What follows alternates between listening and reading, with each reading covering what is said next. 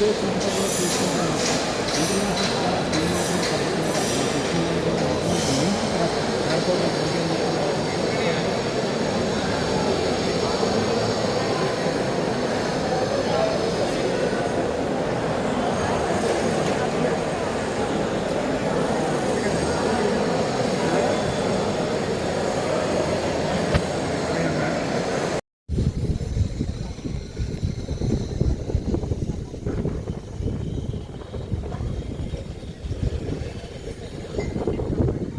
సముద్రం ఉందో ఆ సముద్రాన్ని డిపిక్ట్ చేసే విధంగా మొత్తం యొక్క ఏరోడ్రోమ్ మొత్తం కూడా వేవ్స్ రూపంలో కట్టడం, ముందు పెద్ద సరస్సు రూపంలో నిర్మాణం చేయడం, ఇవన్నీ కూడా ఈ యొక్క ఎయిర్పోర్ట్ యొక్క సొగసు మరింత పెంచే విధంగా ఉన్నాయి. కనుక ఈ యొక్క ఎయిర్పోర్టు ఆగస్టు 1వ తారీఖున నరేంద్ర మోడీ గారు ప్రారంభోత్సవం చేస్తున్నారు.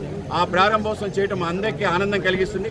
ఆంధ్రప్రదేశ్ని నరేంద్ర మోడీ గారు ఏ విధంగా ఆదుకుని ముందుకు తీసుకెళ్తున్నారనే విషయం మనందరం చూడటం జరిగింది. అనేక రకాల కార్యక్రమాలు పూర్తి చేయడం జరిగింది. విశాఖ రైల్వే జోన్తో విశాఖపట్నం హెడ్ క్వార్టర్స్గా ఈ యొక్క సౌత్ కోస్టల్ రైల్వేస్ అది కూడా తలమానికంగా ఉంది. అది ఇంపాసిబుల్ ఐటమ్ అయినా కూడా పాసిబుల్ చేశారు నరేంద్ర మోడీ గారు, మన చంద్రబాబు నాయుడు గారి నేతృత్వంలో. అలాగే త్వరలో పోలవరం సంబంధించిన ఎడమ కాలువ నీళ్లు మొన్ననే మేము వెళ్ళి చూడటం జరిగింది. ఆ యొక్క ఎడమ కాలువ నీళ్లు రేపు ఆగస్టు 16వ తారీఖున అనకాపల్లి రాబోతుంది అనే విశేషం ఏదైతే ఉందో అది కూడా ఆనందం కలిగిస్తుంది.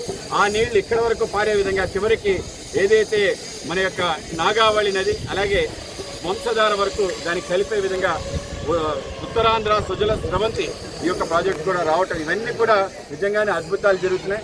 రాబో కాలంలో ఇవాళ కూటమి ప్రభుత్వం ఆధ్వర్యంలో ఇవన్నీ కూడా మనం కళ్ళలో చూడబోతున్నాం. కనుక ఈ విశేషాలన్నీ కూడా చూపించే విధంగా మనందరికీ కూడా ఆకర్షితులు చేసే విధంగా ప్రతి గ్రామం నుంచి ఒకరు రావాలని మన ప్రీతమ ముఖ్యమంత్రి గారు తలిచారు. కనుకనే 3 లక్షల మందితో ఒక భవ్యమైన బహిరంగ సభ నిర్వహించాలని చెప్పి అన్ని ప్రాంతాల నుంచి రావాలని, ప్రతి ఇల్లు కూడా మనం అందంగా తీర్చిదిద్దుకొని బయటకు రావాలని, అలాగే ఆగస్టు మాసం అనేది మన దేశ స్వతంత్రానికి అతి ముఖ్యమైన సమయం, అంటే ఆగస్టు 15వ తారీఖు.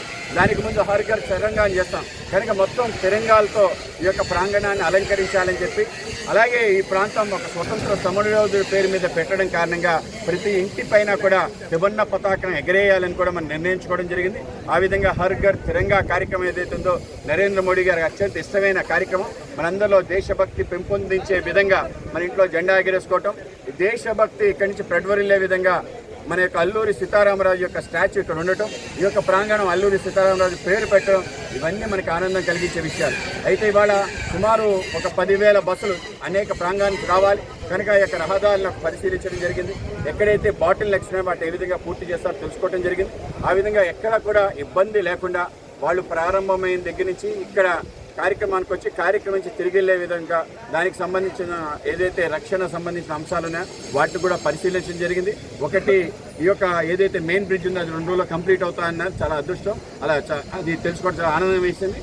అలాగే 2 జింజేరు దగ్గర నుంచి ఇంకొక రోడ్డు, అది సుమారు 7.5 కిలోమీటర్లు ఉంది. మధ్యలో ఇంకా రోడ్ ట్రాక్ వేయాలి, అది కూడా పూర్తవుతుందన్నారు. మధ్యలో ఇంకేమైనా రోడ్లు ఉండే అవకాశం ఉందా వాటిని కూడా పరిశీలించాలనుకుంటాం. ఆ విధంగా ఎవరికీ ఇబ్బంది లేకుండా ఈ యొక్క ప్రజలు రావటం, అక్కడ మీటింగ్ సుమారు 1.5 సేపు ఉంటుంది. మీటింగ్ అయిన తర్వాత 1:30కి పూర్తవుతుంది. 1:30 పూర్తయిన తర్వాత వెళ్తారు. కనుక మొత్తం కార్యక్రమం సజావుగా ఉండాలని మొత్తం కూటమికి సంబంధించి సభ్యులందరం కలిసి ప్రయత్నం చేస్తాం. రేపు ఆ విధంగా సమావేశం కూడా జరగబోతుంది, జరిగింది.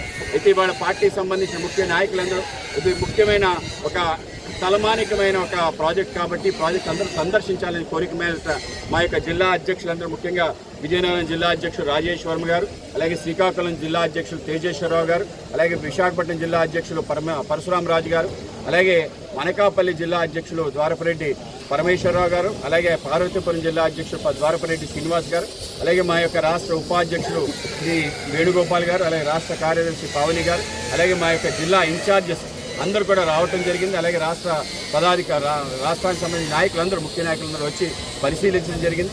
ఈ యొక్క కార్యక్రమం సజావుగా జరగడానికి సుమారు ఒక 18 కమిటీలు వేయడం జరిగింది. ప్రతి కమిటీలో భారతీయ జనతా పార్టీ, జనసేన, బీజేపీ, తెలుగుదేశం వాళ్ళు ఉంటారు. అందరం కలిసి ప్రతి కమిటీ ఆధ్వర్యంలో పార్కింగ్ కానీ, మిగతా ఏర్పాట్లు కానీ, ఫుడ్ ఏర్పాట్లు కానీ, సక్రమంగా జరిగే విధంగా చూడటం, అందరూ సురక్షితంగా వచ్చి ఆనందంగా వెళ్లే విధంగా ఒక ప్రయత్నం అయితే చేస్తాం. ఆ విధంగా చేయాలని చెప్పి, అలాగే అందరూ కూడా సందర్శించే విధంగా అవకాశం కల్పించాలనుకున్నాం. అది కూడా పరిశీలిస్తాం. సుమారు 3 లక్షల మంది దీన్ని చూసి వెళ్లే విధంగా ఏదైనా ఏర్పాటు చేయాలనుకున్నాం. అది కూడా పూర్తి చేయాలని చెప్పి భావిస్తున్నాం. ఆ విధంగా సర్వాంగ సుందరంగా ఎయిర్పోర్ట్ తీర్చిదిద్దబడుతుంది. మనందరికీ కూడా చాలా ఆనందాన్ని పంచబోతుంది. విశాఖపట్నం వాసులకి త్వరలో దానికి సంబంధించిన రోడ్స్ జోడుగోలపాలెం నుంచి ఒక రోడ్ తయారు కాబోతుంది. అది త్వరితగతిన పూర్తి చేసే విధంగా, అలాగే మిగతా 5 రోడ్స్ విశాఖపట్నం నుంచి వచ్చే విధంగా వాటికి సంబంధించి పూర్తి స్థాయిలో రోడ్లు నిర్మాణం అయ్యాయి.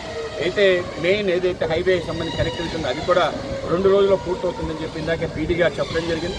కనుక మొత్తం సర్వాంగ సుందరంగా తయారైపోయి ఎయిర్పోర్ట్ రావడానికి వెళ్ళడానికి కూడా సౌలభ్యం ఉండే విధంగా, ఎవరికి ఇబ్బంది లేకుండా విధంగా ప్రయత్నం చేస్తామని చెప్పి మీ అందరికీ తెలియజేస్తాం. ద్వారా అల్లూరి పేరు దశ దిశలా వ్యాప్తి చెందుతుంది. కేవలం అల్లూరి సీతారామరాజు పేరే కాకుండా ఉత్తరాంధ్రకి ఇది తలమానికంగా ఉండాలని, గేట్వే టు ఉత్తరాంధ్ర ఉండాలని చెప్పి ఒక భోగాపురం ఎయిర్పోర్ట్ పెట్టడం జరిగింది. సముద్ర తీరాన ఒక ఎయిర్పోర్ట్, దేశంలోనే ఇది ఒక ప్రత్యేకమైన ఎయిర్పోర్ట్ ఆ విధంగా ఉండటం, అలాగే సముద్ర తరంగాలు నిలిచే విధంగా ఎయిర్పోర్ట్ నిర్మాణం కావటం, అలాగే ఎయిర్పోర్ట్ ముందు ఒక పెద్ద సరస్సు ఏర్పాటు చేయడం ఏదైతుందో నిజంగానే మరింత వన్నీ తెచ్చే విధంగా ఉంది.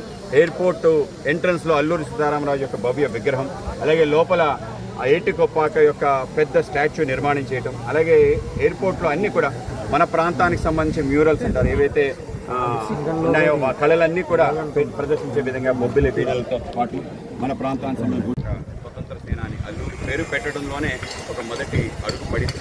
లోపల అడుగు పెట్టిన వెంటనే పెద్ద ఎత్తున ఏటికొప్పాక బొమ్మలు ఉండటం, అలాగే లోపల ఏవైతే మనకు సంబంధించిన మొత్తం ఆంధ్రప్రదేశ్ రాష్ట్రానికి సంబంధించిన అన్ని హస్తకళలు కూడా ఇక్కడ పెట్టాలనుకోవటం, ముఖ్యంగా విజయనగరం సంబంధించిన బొబ్బిలి వీణల్ని ప్రదర్శించాలనుకోవటం, మామిడి తాండ్రకు సంబంధించిన అంటే 1 డిస్ట్రిక్ట్ 1 ప్రొడక్ట్ మామిడి తాండ్ర, అలాగే మన 1 డిస్ట్రిక్ట్ 1 ప్రొడక్ట్ శ్రీకాకుళం సంబంధించిన క్యాజునట్ని, అలాగే విశాఖపట్నం సంబంధించిన ఏటికొప్పాక, వీటన్నిటిని కూడా 3 కూడా ఇక్కడ రిపేర్ చేయాలనుకుంటాం. ఇంకొక 2 జిల్లాలు అదనంగా వచ్చి ఆ జిల్లాలకు సంబంధించిన కూడా ఇక్కడ పెట్టాలని చెప్పి కూడా మేము అనుకోవడం జరుగుతుంది. ఆ విధంగా ఏదైతే మన జిల్లాలో 1 డిస్ట్రిక్ట్ 1 ప్రొడక్ట్స్కి సంబంధించిన స్టాల్స్ ఉంటాయి, అలాగే అరకు కాఫీ ముఖ్యంగా ఇక్కడ ఉండబోతుంది. అరకు కాఫీని ప్రధానమంత్రికి ఇవ్వబోతున్నారు. నరేంద్ర మోడీ గారు విదేశాల్లో ఏ ప్రాంతంకి వెళ్ళినా ఆ దేశాధినేతకి వాళ్ళు అరకు కాఫీ గిఫ్ట్ చేస్తారు. కనుక దాన్ని మరింత ప్రమోట్ చేయడానికి కూడా ఈ యొక్క ఎయిర్పోర్ట్ ద్వారా అవకాశం ఉంది. బోత్ అరైవల్స్ డిపార్ట్మెంట్స్ దగ్గర లోపల బయట అరకు కాఫీ సంబంధించిన స్టాల్స్ పెట్టబోతున్నారు. అది ఫ్రెంచ్ కంపెనీ మన యొక్క మహేంద్ర కంపెనీ వాళ్ళ ఆధ్వర్యంలో స్టాల్స్ నిర్మాణం చేస్తారు. అత్యాధునికంగా చౌకగా కూడా కాఫీ ఇచ్చే విధంగా ప్రయత్నం జరగాలని చెప్పి ఆ విధంగా కూడా జరుగుతుంది. ఆ విధంగా అనేక రకాల దీంట్లో వింతలు విశేషాలు దానికి అద్భుతాలు ఉండబోతున్నాయి. దేశంలోనే లేని ఒక ఎయిర్పోర్ట్ మారబోతుంది. సముద్ర తీరాన ఇక్కడ ఇంకో సముద్రం ఉందా అనే విధంగా ఉండబోతుంది.